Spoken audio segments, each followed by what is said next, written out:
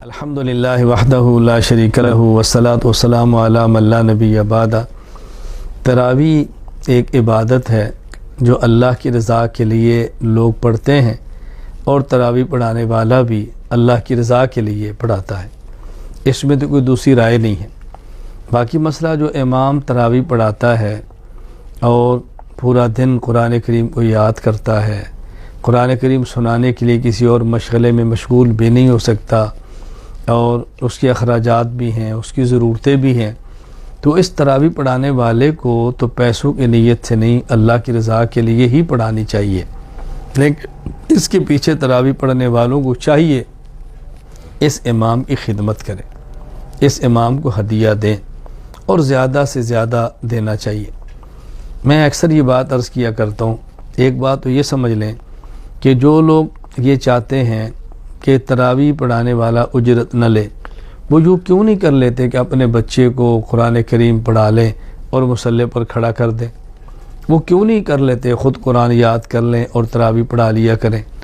بھئی آپ پورا دن ملازمت کرتے ہیں، آپ پورا دن تجارت کرتے ہیں، پورا دن آپ دنیاوی کاموں میں مشغول رہتے ہیں، اور حافظ پورا دن قرآن کریم کو یاد کرتا ہے، نہ وہ تجارت کر سکتا ہے نہ ملازمت کر سکتا ہے، قرآن کریم یاد کرتا ہے اور رات کو مصلی پر کھڑے ہو کے پڑھتا ہے۔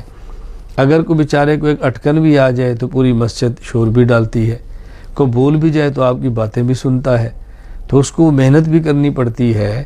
اس لیے تراویح پڑھانے والے کو تو اللہ کی رضا کے لیے پڑھانا چاہیے، لیکن امام کے پیچھے تراویح پڑھنے والے کو امام کی ضرورتوں کا خیال کرنا چاہیے۔ میں ایک بات یوں سمجھیں لطیفہ کا معنی خوش طبعی کے طور پر عرض کیا کرتا ہوں کہ جب ہمارے ہاں رمضان کا اخیر ہوتا ہے تو ہم اپنے بچوں کے لیے شاپنگ کرتے ہیں، جوتی لیتے ہیں، کپڑے لیتے ہیں، اور اس قدر اسراف کرتے ہیں الامان والحفیظ، ضرورت کی حد تک تو کوئی حرج بھی نہیں ہے، لیکن بہت آگے نکل جانے اس کی شریعت میں کیا گنجائش ہوگی۔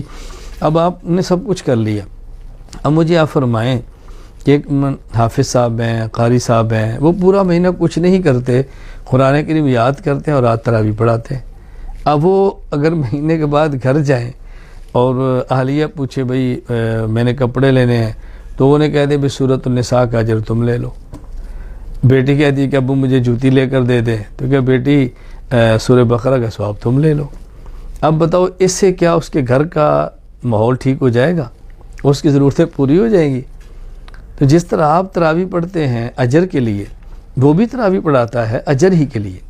باقی اس پر یہ دلائل پیش کرنا کہ رسول اکرم صلی اللہ علیہ وسلم اور دیگر انبیاء جب دین بیان کرتے تھے تو یہ فرمایا کرتے تھے یا قوم لا اسألکم علیہ اجرا یا قوم لا اسألکم علیہ مالا، اللہ کے بندو یہ نبی خطاب ان کو کرتے تھے جو نبی کے مخالف ہوتے تھے، جو کافر ہوتے تھے، جو مشرک ہوتے تھے، ان کو پیغمبر یہ بات کہتے ہیں کہ میں تم سے اپنی دعوت پر کوئی معاوضہ نہیں لے رہا۔ لیکن جو پیغمبر کے معتقد تھے، یا پیغمبر نے اپنی ضرورت کبھی ان سے بھی پوری نہیں کرائی، یا نبی کا معتقد ضرورت پوری کرے تو نبی نے مسترد کی ہے، ایسی بات نہیں ہے۔ میں ایک بات عرض کیا کرتا ہوں، ایک ہے ابو بکر صدیق، ایک ہے ابو جہل۔ تو رسول اکرم صلی اللہ علیہ وسلم جو فرماتے ہیں نا کہ میں تم سے کچھ نہیں مانگتا، یہ ابو جہل کو کہہ رہے ہیں، ابو بکر کو نہیں کہہ رہے۔ تو تم اس آیت کا مصداق ابو جہل کی جگہ پر کھڑے ہو کر خود کو نہ بناؤ۔ کیسی آپ نے عجیب بات کی، جو خطاب کو فار کو ہو رہا ہے وہ آپ اپنے لیے فٹ کر رہے ہیں۔ میں مزید سمجھانے کے لیے کہ تو دیکھو، مثلا میں ایک علاقے میں بیان کے لیے جاتا ہوں، اور جو عقیدہ کے اعتبار سے میرے مخالف ہیں، تو ظاہر ہے میں جب بیان کروں گا تو ان سے تو نہیں کہوں گا بھئی میں نے آپ کو عقیدہ سمجھایا ہے تو مجھے چائے پلاؤ، مجھے کھانا کھلاؤ، یہ میں نے آپ کے سونا ہے اسی آن کرو۔ وہ کہیں گے ہم نے بلایا تھا، کیوں آئے تھے تم؟ تو تم نہ آتے نا۔